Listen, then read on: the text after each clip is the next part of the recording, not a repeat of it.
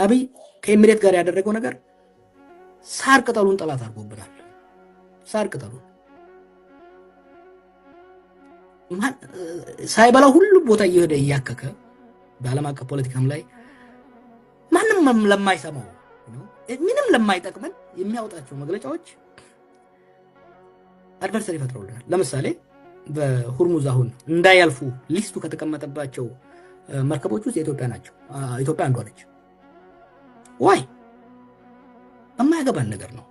አየህ ይሄ ምን ያደርጋል? ከሶማሌ ክልል መግለጫ ስለወጣው ግዞ መለገያ ማውጣት ብቻ ሳይሆን ሄዶ ሾው ኦፍ ማድረጉ ሾው ኦፍ ማድረጉ በቃ የመጀመሪያው የዓለም መሪ ምናምን ቢኮዝ እሱ ጉራ ስለሚወድ ብቻ ሀገራችን ለሱ መኮፈስ የምትከፍለው ዋጋ እኮ ነው የሚያንገበግበኝ። አሁን እንደው የሌላ ሀገር መሪ መሄድ ፈርቶ ነው በጀት ተከቦ እዛ መሄድ ማንም ይሄዳል። መሄድ እኮ ፈርቶ አይደለም። ራሚፊኬሽኑን ይሄ ጦርነት እንግሊዝ እምቢ ያለችው ጦርነት የአሜሪካን ነምበር 1 አጋር የምትባለው እንግሊዝ ነች።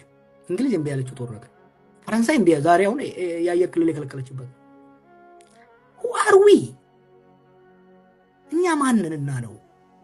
በምን አቅማችን ነው? የራሳችን ውስጣችን ደቆ እያለ ተዳክመን እያለን እኛ በምን ሂሳብ ነው የዚህ ትልልቅ ሀገራት ሀያላን ሀገራት ተዳር ቁጭ ብለው ፈጣሪ አውጣኝ እያሉ ያለበት ሀገር ውስጥ ያለበት ግጭት ውስጥ እኛ በምን መለኪያ ነው እኛ ሄደን ግንባር ምንጋፈጠው? ፈዋት እኔ እነዚህ አይነት ጫዋታዎች ሌሎች ሀገሮች ይተርፋሉ።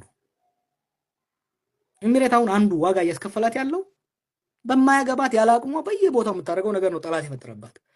አዩ ዋቺንግ ሶሻል ሚዲያ ላይ የሚወጣውን ነገር የዓለም ማህበረሰብ ሁሉ እሷ ላይ የሚደርሰውን ጥቃት እያጨበጨበ ነው። እና እኛም የዛ ተቀጥላ ሆነን ኦልሬዲ የነበረን እንትቶ ተነስቶ እዛ በመገኘት መግለጫ በማውጣት የራሳችን ጣጣ እያለ ሌላ ጣጣ ስቦብናል።